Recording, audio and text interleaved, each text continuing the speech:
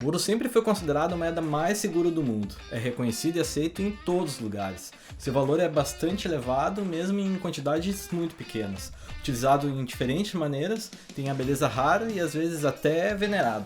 A beleza natural do ouro não apenas o torna tão misteriosamente precioso, mas também pode ser o metal mais útil do mundo.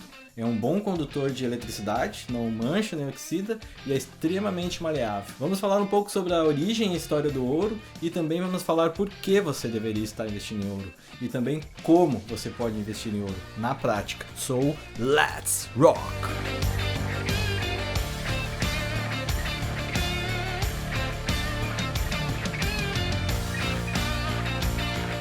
Hey, you, você mesmo. Eu sou Wagner e você está no EU. Você não faz parte do clube ainda?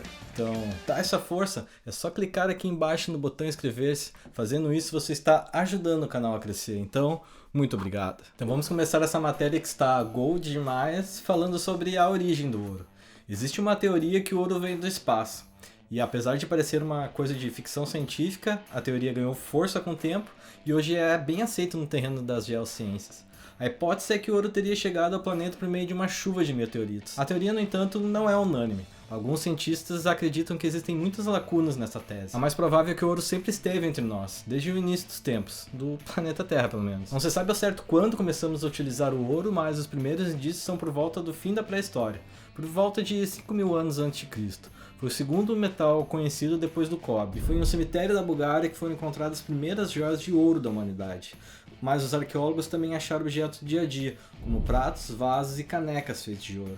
Nessa época o ouro já era mais raro que o ferro ou o cobre, mas ainda era considerado um metal comum. Por alguns milhares de anos o ouro foi geralmente utilizado para criar coisas como joias e ídolos de adoração. E foi assim até cerca de 1500 anos a.C., quando o antigo Império do Egito, que se beneficiou muito da sua região produtora de ouro, a Núbia, fez do ouro o primeiro meio oficial de troca para o comércio internacional. O Egito criou o que foi chamado de shekel, uma moeda que pesava 11,3 gramas e se tornou a unidade padrão do Oriente Médio. A moeda era feita de uma liga natural chamada electrum, que era cerca de 2/3 de ouro e 1/3 de prata. E foi nessa época também que os babilônios descobriram um método chamado de teste-fogo, uma das maneiras mais eficazes de testar a pureza do ouro, e ainda é utilizado até hoje. Algumas centenas de anos depois, na Lídia, um reino da Ásia Menor, a primeira cunhagem de moedas de ouro pura começou por volta de 560 a.C. No ano 50 a.C., os romanos começaram a emitir uma moeda de ouro chamada aureus, que vem da palavra latina para o ouro, auro. E aí que vem o símbolo do AU, para representar o ouro na tabela periódica. Pouco mais de 1000 anos depois, em 1066 d.C., Guilherme, o conquistador da Normândia, tornou-se o primeiro rei normando na Inglaterra, e com sua conquista deu início a um novo sistema monetário baseado em moedas metálicas. Conta a lenda que a troca do ouro pelas moedas metálicas aconteceu pois o ouro virou um obstáculo pela dificuldade de passar de mão em mão, sem falar pela segurança naquela época, né? O padrão ouro, como ficou conhecido o novo sistema, foi inspirado na teoria quantitativa da moeda. Elaborada pelo filósofo e historiador britânico David Hume, em 1752, o valor da moeda de cada país era fixado de acordo com a quantidade de reservas de ouro que ele mantinha em seus cofres. Esse modelo foi utilizado principalmente pela Inglaterra. Durou até a Primeira Guerra Mundial, quando as potências econômicas da época se viram obrigadas a emitir dinheiro para financiar mais conflitos. Uma segunda fase do padrão ouro surgiu em 1944, após o acordo de Bretton Woods, que estabeleceu uma nova ordem monetária, com a participação de representantes de 45 nações aliadas na Segunda Guerra Mundial. Ao emergir como uma nova potência mundial, os Estados Unidos impuseram ao mundo o dólar como uma moeda internacional, passando-se a adotar o padrão dólar-ouro. Em 1971, sem conseguir garantir a mesma quantidade de ouro por dólar, o presidente norte-americano Richard Nixon acabou com o sistema.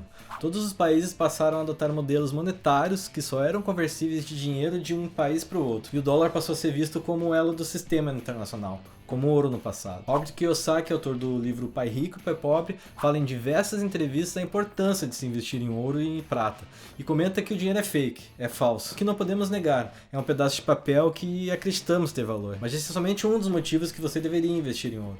Na Roma Antiga, o imperador Diocleciano sentiu na pele como a moeda do seu país, o denário, perdia valor em relação ao ouro. Ele não foi o primeiro e tampouco o último. A moeda de referência hoje, o dólar americano, já desvalorizou mais de 98% em relação ao ouro, desde a criação do Fed, o Banco Central Americano, em 1913. Valdomiro Leite, um morador da Conceição de Castelo, nas montanhas do Espírito Santo, dormiu anos em cima do seu dinheiro. Valdomiro achava que já estava rico, e bem que poderia estar. O problema é que seu Valdomiro guardava seu dinheiro em casa, mas em 1994 o Brasil trocou de moeda. Foi quando o real foi criado. E infelizmente a notícia demorou para chegar ao seu Valdomiro. Ele bem que tentou ir ao banco, mas já era tarde. E foi quando escutou que sua fortuna não valia mais nada. Quem aqui nunca escutou uma história parecida com essa? Se o seu Valdomiro estivesse dormindo em cima do ouro, esse problema não teria acontecido. O ouro é um material escasso e não pode ser reproduzido pelo homem, por ser um recurso natural. E por esse motivo, o ouro dificilmente vai sofrer por excesso de oferta no mercado, fazendo com que o seu preço de negociação caia, a menos que seja descoberta uma quantidade considerável de ouro em algum lugar do planeta. Dessa forma, o ouro consegue sempre manter o seu valor intrínseco, funcionando muito mais como uma reserva de valor do que um investimento. Estima-se que se juntássemos todo o ouro do mundo, caberia em uma piscina olímpica. Mas como podemos investir em ouro? Antes de mostrar como você pode investir em ouro, é importante ressaltar que o ouro não deixa de ser uma commodity, e por esse motivo tem seu preço controlado pelas forças de oferta e procura. Então o ouro pode sofrer variações expressivas caso algo aconteça, como por exemplo o fechamento temporário das principais minas por chuvas torrenciais ou alguma política monetária na zona do euro que se modifique. Então se liga que o preço do ouro também sofre uma variação no mercado. A primeira forma de se investir em ouro é comprando ouro físico. Eu particularmente acho um pouco arriscado. Apesar de você ter um ouro com você, seja ele num cofre, no sótão, até embaixo do colchão, você sofre o risco de ser roubado. Você também pode adquirir comprando joias, que eu também não vejo como boa ideia, pois primeiro você não sabe exatamente qual é a procedência, e segundo porque geralmente é colocado um valor em cima da peça, devido ao design ou da marca, que dificilmente alguém vai pagar quando você quiser vender. O comprador vai estar mais interessado na quantidade do ouro e na pureza, mas você também pode adquirir em distribuidoras de valores ou na própria B3, através da sua corretora. Neste caso, a retirada física é permitida somente para contratos de 250 gramas. Então, acessando o home broker pela sua corretora, você vai encontrar o lote padrão de 250 gramas com o código OZ1D, o lote fracionário de 10 gramas pelo código OZ2D e também o lote fracionário de 0,225 gramas pelo código OZ3D. O grande problema de se investir pela B3 é que tem uma baixa liquidez. Então você pode ter uma dificuldade na hora em que você quiser vender o seu ouro. Então pense bem antes de escolher essa opção. E a terceira opção e por onde eu invisto em ouro é através de fundos de investimentos. O ponto positivo de se investir em ouro através de fundos de investimentos é que eles têm uma gestão ativa. Eles podem se expor ao metal de diversas maneiras e sempre buscam bater o benchmark. O lado negativo é que esses fundos estão estruturados como fundos multimercados, com a tributação de longo prazo. Então eles têm o famoso come cotas. Para quem não sabe o que é come cotas, é basicamente a antecipação do pagamento de imposto de renda na sua menor alíquota. E é cobrado semestralmente, o que faz com que diminua o retorno do investimento. Não é nenhuma recomendação, mas caso você queira investir em ouro através de um fundo de investimento, procure um fundo que não cobre mais do que 0,50% de taxa administrativa.